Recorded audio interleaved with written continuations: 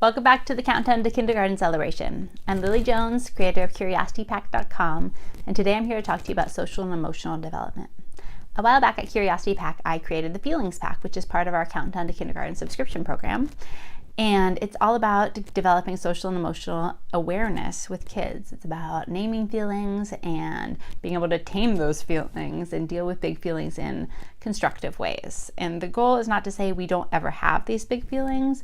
It's to deal with them and express them and learn that there's okay ways to express big feelings and not such okay ways to express big feelings. And this is actually a big part of learning. Our brains learn when we're calm, when we feel connected to people, and not when we're agitated or stressed. So when thinking about getting ready for kindergarten, it's not just about academic learning. It's about social and emotional learning. It's about being able to express ourselves and to stay calm and to be able to calm ourselves when things don't go the way we planned. So today we're going to dive into that subject, and I can't wait. So let's do it. Let's dive into talking about social and emotional skills. Let's begin by talking about feelings, which preschoolers sure have a lot of. The biggest thing you can do to help your child is to help them learn to recognize and name different emotions. So this is the feelings poster that I created for our feelings pack, where there are different emotions you can see on these monsters' faces. And this is a key skill of being able to read people's faces. This develops empathy and self-awareness. So we have this poster hanging up in our house, and my daughter uses it to describe the feelings she's having. It's important to use this poster not only when your child is upset, but throughout the day, so that your child gets used to using it and so that it can be a helpful tool in harder times. Key skills to think about developing with your child are an awareness of feelings and the idea that all feelings are okay. We all have a whole wide range of feelings, and they usually do not last very long.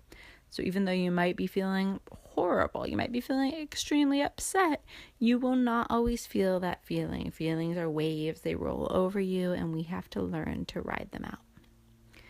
So like I said, with that feelings poster is a key skill to think about developing is the ability to read faces. And this helps to build empathy. We can look at people's faces and infer what we think they might be feeling. This helps us problem solve. It helps us help our friends. It helps us get along with others. We also need to think about teaching kids productive ways to express their feelings. When we're upset, it's not okay to hit someone, but it is okay to go take a break or to do an angry drawing or to run around the block with a parent. We also want to develop persistence. And this is a little bit in a different vein. This is kind of like we talked about with academic skills and developing a growth mindset. But we want to help kids be able to persist through hard times, through tricky situations, through anything they come up against. We want them to persist, to not give up. So that means cheering them on. That means reflecting on their experiences. That means sharing our own similar experiences with them. And we want kids to be able to ask for help. This is important as kids go into a group setting that might be different from their preschool experience. As they start kindergarten, there's probably going to be a lot of kids in the classroom and one teacher. And we need kids to know that they can ask for help. This is actually valuing themselves to be able to ask their teacher for help when they need it and to recognize when they need help. So this is actually something, even though it might seem frustrating sometimes as a parent to have your child ask you for help again and again and again, it's a good skill to develop. And we want kids to be able to ask productively for what they need, while also taking risks and trying things on their own. So like I touched on a little bit in the last slide, there are important calm down strategies for kids to learn. We all need to know what works for us to calm ourselves down when we get upset, and it probably won't be the same things for everyone. It actually definitely won't be the same things for everyone. So it's important to teach your child a wide range of calm down strategies. Now in the Feelings Pack, we present these 6 key calm down strategies. They're obviously not all the calm down strategies in the world, but they're good ones to get started with. The first is being mindful, which means just listening to your own body. When you're upset, how does it feel in your body? You can ask kids to close their eyes and think about where they feel the madness or where they feel the sadness in their body. And just tuning into their body can help them get out of their head and see how their head affects their body, but also how their body can help calm their heads down. Kids can also learn to walk away from hard situations. just taking a break and going somewhere else can often make a big difference. Moving is a great one. Doing 10 jumping jacks, running across the house, anything to get the blood pumping, get their minds off of being upset can be a great calm down strategy. And when your child is so upset, they're in this fight or flight reaction where they cannot think rationally. It's not a good time to talk about what went wrong or what your child will do in the future when they are super duper upset. So all these calm down strategies help them to get to that place where you can reflect and learn from whatever experience just happened. Another great calm down strategy that some kids find really helpful is being able to write or draw about their feelings.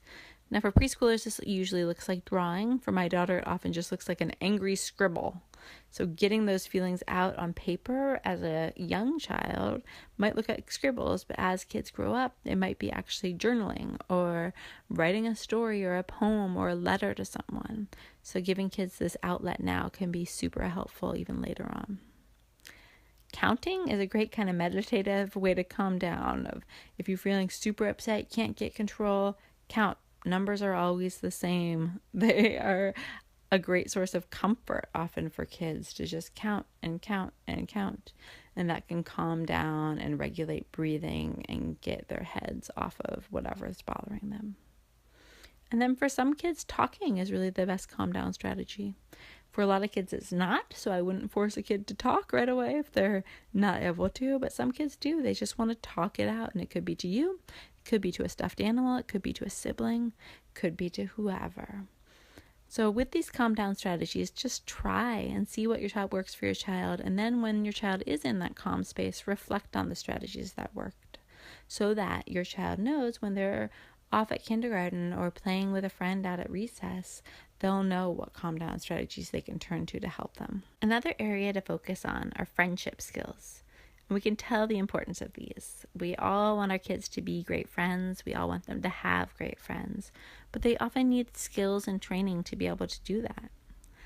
So before your child goes off to kindergarten, they should be working on asking to play. If they see a group of kids who they want to play with, they should be practicing asking if they can join the play. Now, sometimes this can be really hard to watch because the answer is not always yes.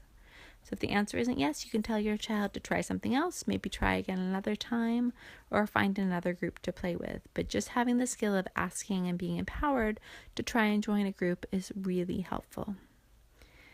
Once your child is in a group or with a friend playing, it often can be tough deciding what to play. Kids have different ideas about what they should play. So it can be easy as a parent to step in and be like, hey, I think you should play this. How about this? You should compromise. I find myself saying that a lot.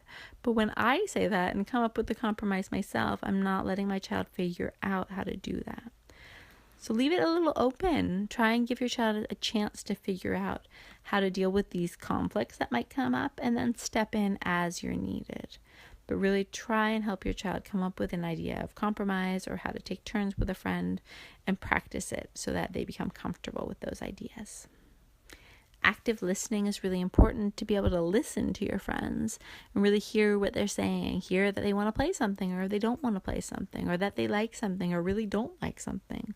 These are all things that we need to learn, and they can start at a really young age.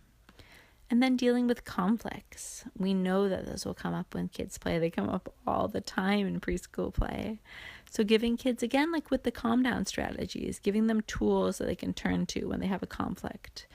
I love to give kids a chance to listen to each other by giving them each 10 seconds or 1 minute to talk, and then having the other child listen without talking, and then have them rephrase what they heard their friend say. So this tries to get kids to develop empathy and to put themselves in somebody else's shoe, and then come up with a solution together. There's a great organization called CASTLE, and they have these core competencies. They're an organization devoted to social and emotional learning and research around social and emotional development. And they've come up with these 5 key areas that they think kids should focus on to develop social and emotional literacy. So I wanted to share those with you all. The first is self-awareness, which is the ability to recognize your own thoughts and feelings. So kind of like we talked about with the feelings poster and with naming your feelings in order to be to be able to tame them, which is something I got from the book The Whole Brain Child, that says that in order to be able to calm down and to deal with our emotions, we need to know what those emotions are. So just the language of naming emotions and having self-awareness can be super helpful. The second competency is self-management, which is the ability to regulate stress, emotions, and thoughts. So again, these kind of calm down strategies and being able, once you're aware of yourself, you can manage yourself. Then social awareness is the ability to empathize and respect others. Relationship skills are some of those friendship skills again, establishing and maintaining social relationships. And then responsible decision making, which is something I think we all want for our children. We want them to be able to make choices and identify and solve problems. There are certainly going to be problems that our children have, and we want them to be able to solve them, to feel empowered to solve them, to not be beaten down by them. So that gives us a lot to think about with our kids and the emotions they feel and the big feelings that they have. And I hope that you've gotten some ideas for helping your child develop social and emotional literacy and get ready for kindergarten. Tomorrow I'll be back with a new video all about practical skills. See you then.